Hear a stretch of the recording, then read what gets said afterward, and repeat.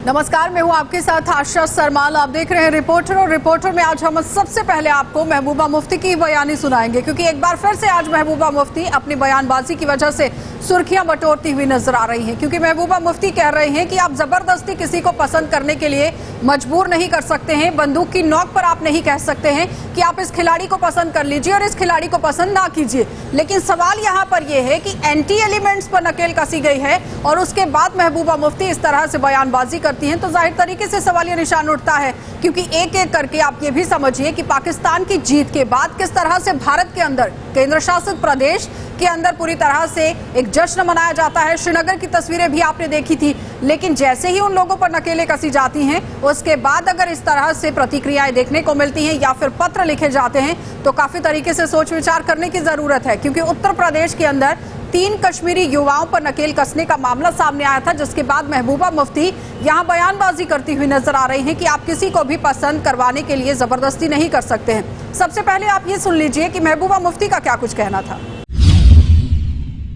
ऐसे छोटे के लिए बच्चे को नहीं बचा तो कल को कश्मीरी आवाम को बड़े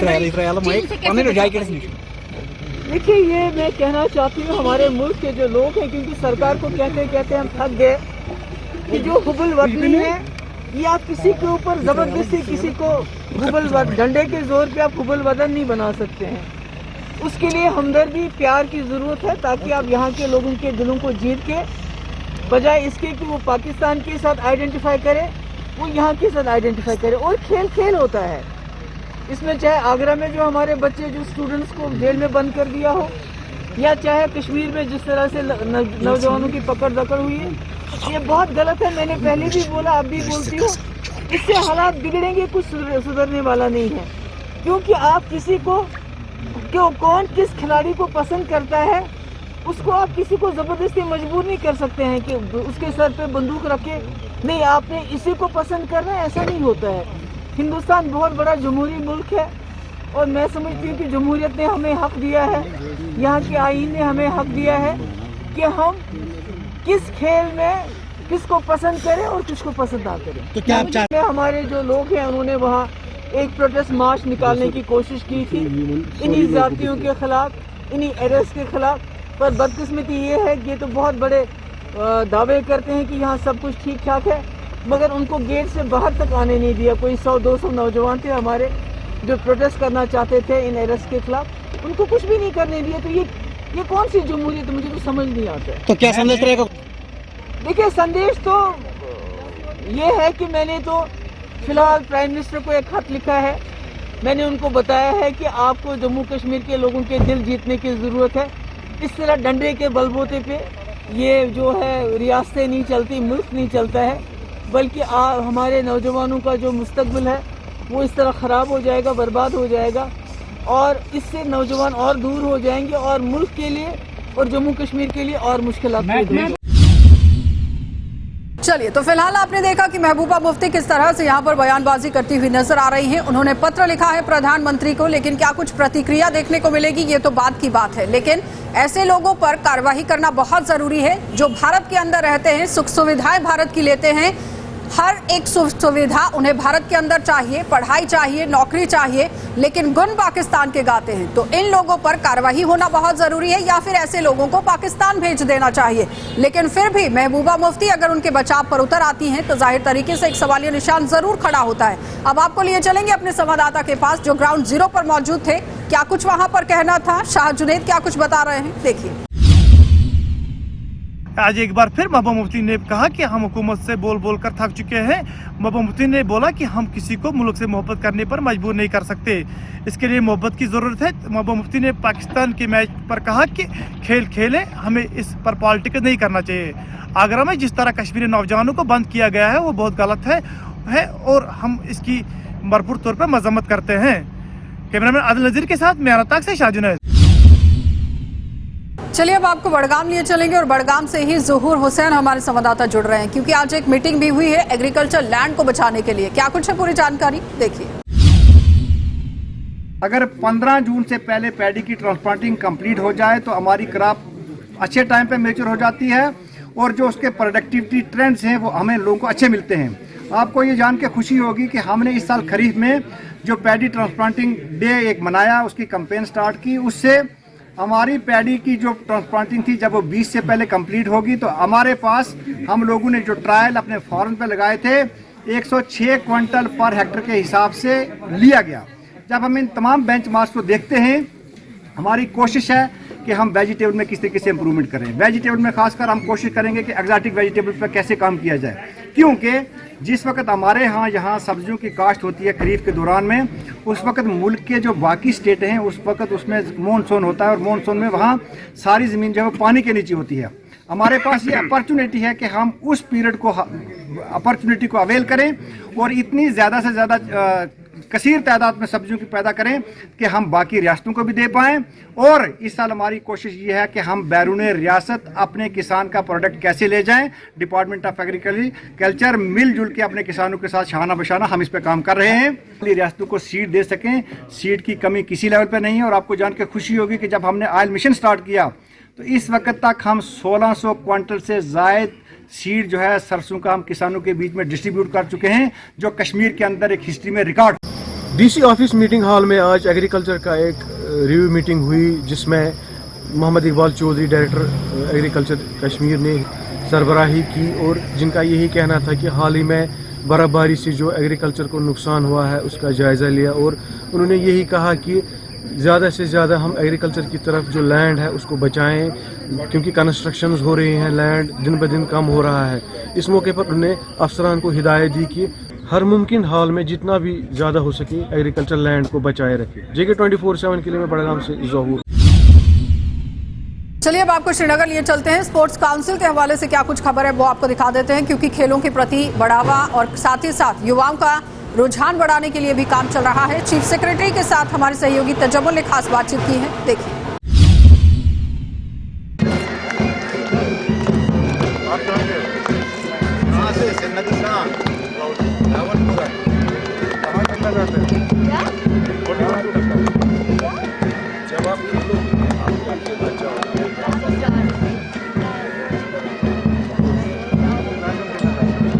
चीफ सेक्रेटरी जम्मू कश्मीर के डॉक्टर साहब, बहुत बहुत शुक्रिया। जिस वक्त आपने देखा कि ये बच्चे अब इंडोर गेम्स में बड़ा दिलचस्पी लेने लगे हैं और आउटडोर का इंफ्रास्ट्रक्चर भी किसी हद तक बनने जा रहा है, इस तरह का तजम्मुल इस्लाम भी अब दूसरा मेडल लेके आई हैं, हालांकि कुछ उस पर बातें भी चल रही हैं। किस तरह से आप आने वाले कल में स्पोर्ट्स कल्चर को देखते हैं? स्पोर्ट्स कल्चर तो बहुत अच्छी तरह से प्रमोट हो रहा है। श्रीनगर की बात लोगों तो जो TRC का स्टेडियम है उसमें फ्लड लाइट्स लगे हैं।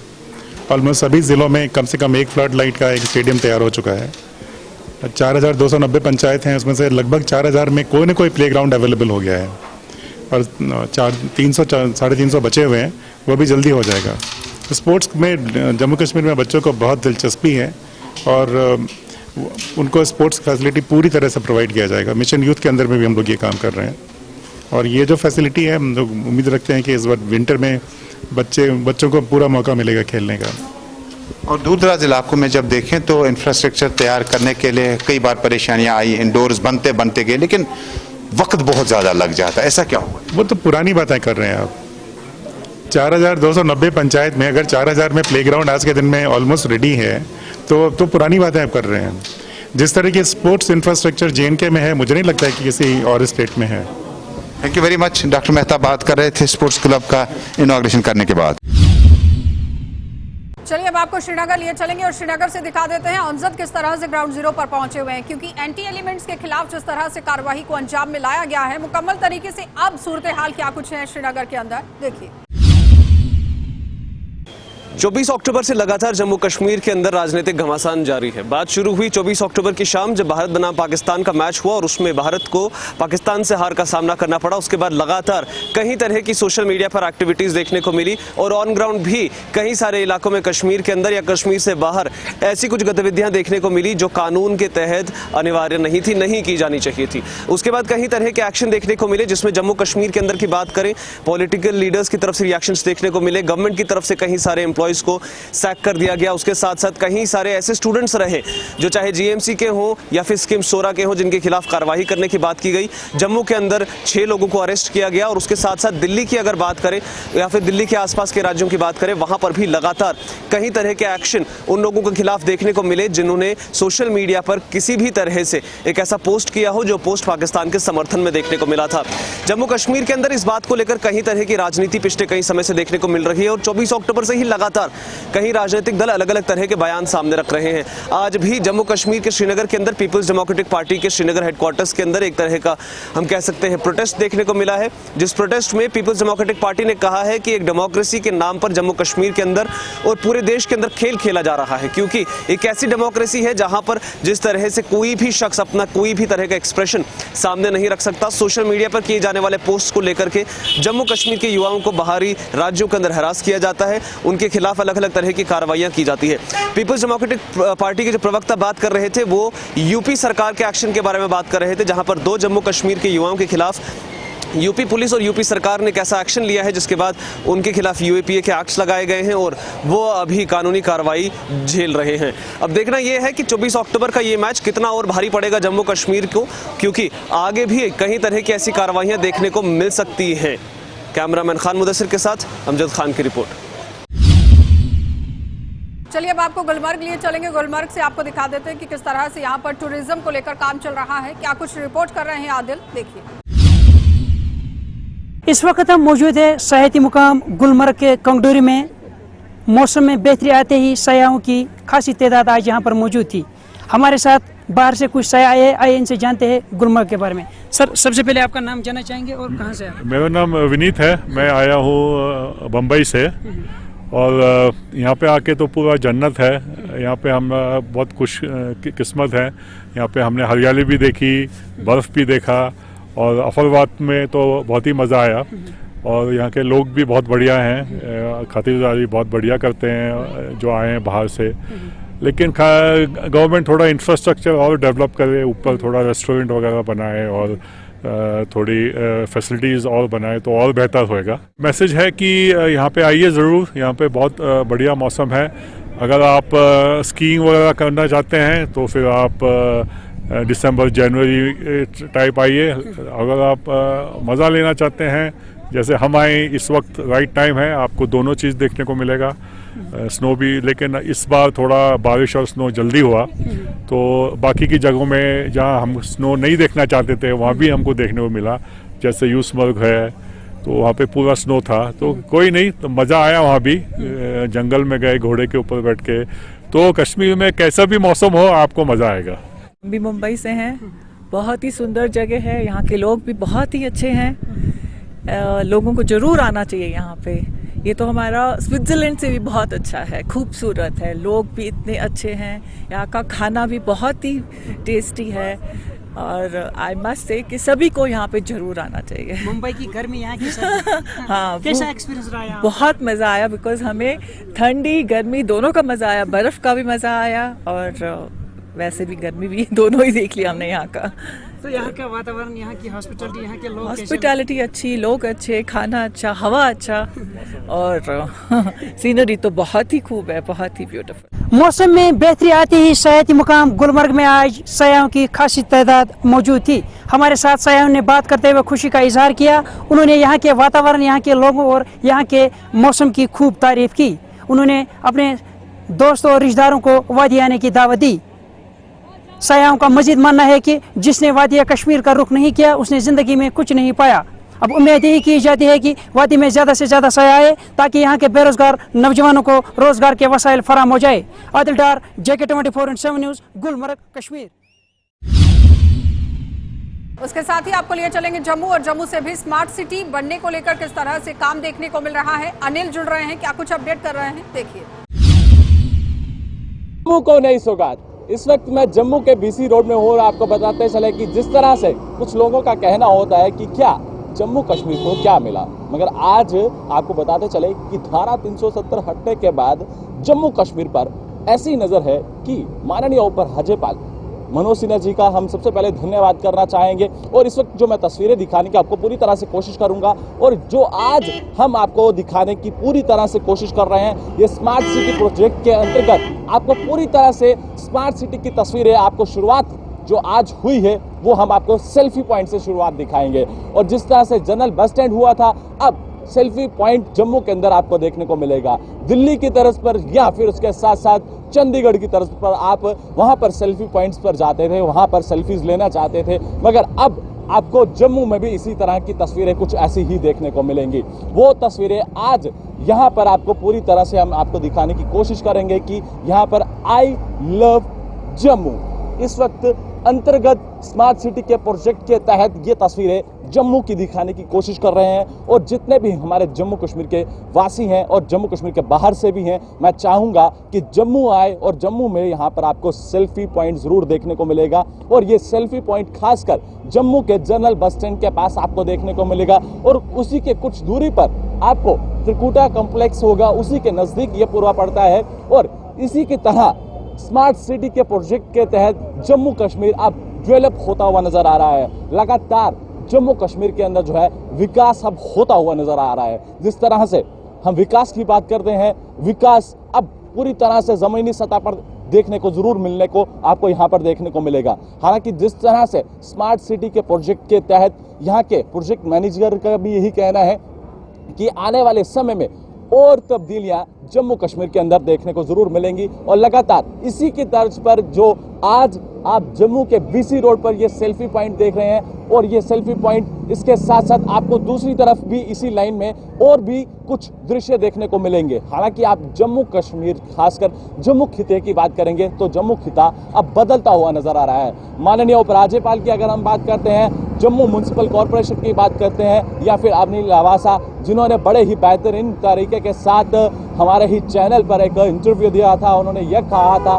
कि जम्मू कश्मीर अब आपको बदलता हुआ नजर आएगा। हालांकि जम्मू कश्मीर अब दिल्ली और चंडीगढ़ की तर्ज पर आपको देखने को मिलेगा, मगर आज वही तर्ज जम्मू कश्मीर में भी आपको देखने को जरूर मिल रही है। और जो तस्वीरें आज जम्मू के बीसी रोड से हम आपको पूरी तरह से दिखाने की कोशिश कर रहे हैं, और ये बीसी रोड के अंतर्गत जो म्युनिसिपल कॉरपोरेशन के अगर हम बात करते हैं या फिर समय में और भी आपको तस्वीरें इसी तरह से देखने को जरूर मिलेंगी। मैं धन्यवाद करूंगा जम्मू कश्मीर के माननीय उपराज्यपाल मनोज सिन्हा जी का, और इसके साथ साथ जो अनिल लवासा हैं जम्मू के मेयर हैं, और जिस तरह से वो आप जम्मू कश्मीर को बदलता हुआ जरूर आपको देखने को मिल रहा होगा। और आप लोगों से आग्रह करते हैं कि आप यहाँ पर जरूर आएं और इस सेल्फी पॉइंट्स का जो है लुत्फ जरूर उठाएं। और क्योंकि मैं चाहूँगा चाहे वो जम्मू कश्मीर के निवासी हैं, चाहे वो जम्मू कश्मीर के बाहर के निवासी हैं, वो जरूर एक बार यहाँ पर विजिट करें। अगर आप जम्मू विजिट करते हैं तो जम्मू के बीसी रोड के पास आपको ये सेल्फी पॉइंट जरूर यहाँ पर देखने को मिलेगा।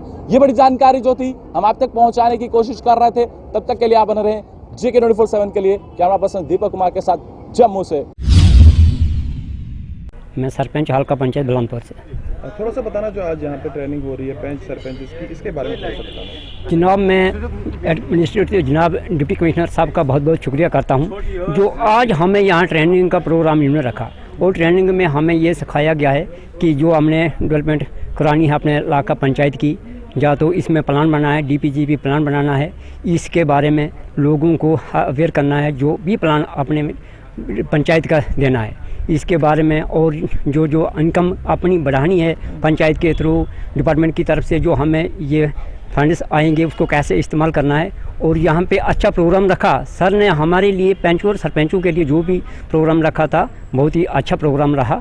इसके लिए हम इनका बहुत बहुत शुक्रिया अदा करते हैं कि ऐसे ही हमारी पंचायत की डेवलपमेंट हो सकती है। इतने सालों के बाद ये पंचों और सरपंचों को यहाँ पे बुलाया, पहले इतनी तवज्जो सरपंचों को नहीं दी जा सकती थी जैसे आज दी जा रही है, जिसके तहत हम अपने इलाके की डेवलपमेंट करवा सकते हैं। बंदेश कुमार है, पंचायत चढ़ौता बी और बलाका सर।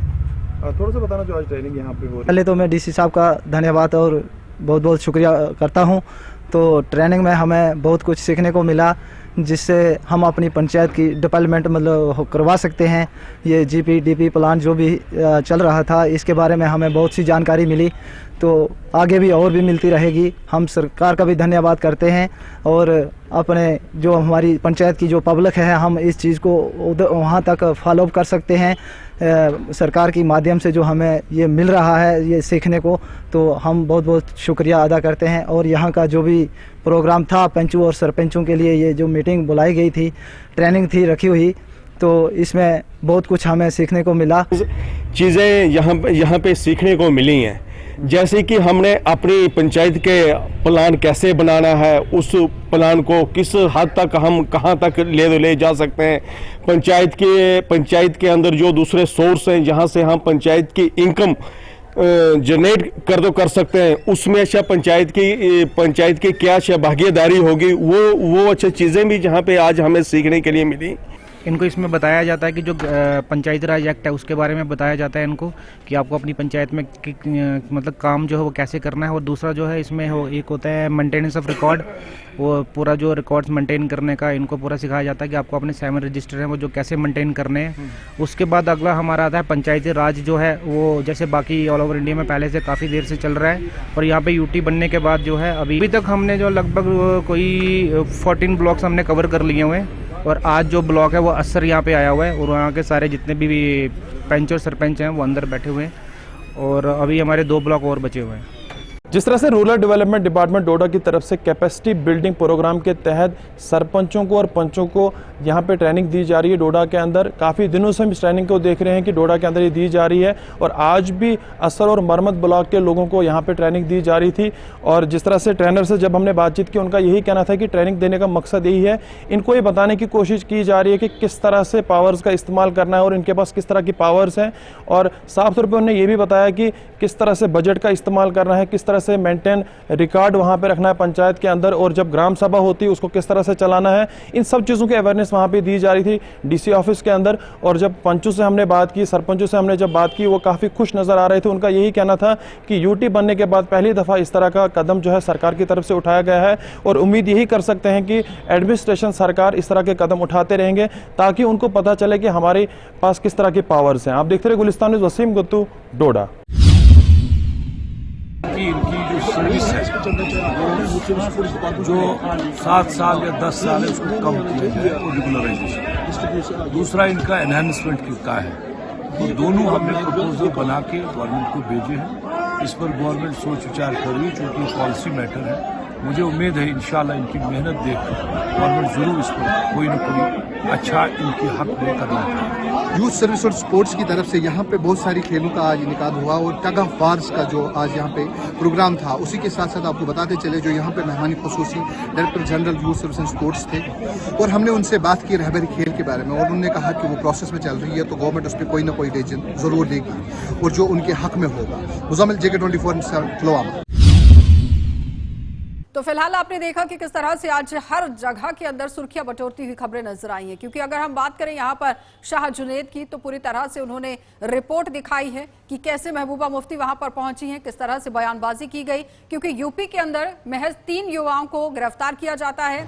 T20 को मद्देनजर रखते हुए जो जश्न मनाया गया था उस पर कहीं ना कहीं भारत सरकार अब नकेल कसती हुई नजर आ रही थी, लेकिन महबूबा मुफ्ती जिस तरह से पत्र लिख रही हैं, बचाव पे खड़ी हो रही हैं, यहाँ सवाल ये उठ रहा है कि जो एंटी एलिमेंट्स हैं उनके खिलाफ अगर कार्रवाई होती है तो किस तरह से लोग उनका साथ दे रहे हैं, ये देखने वाली बात है। लेकिन ऐसे लोगों पर नकेल कसना बहुत जरूरी है।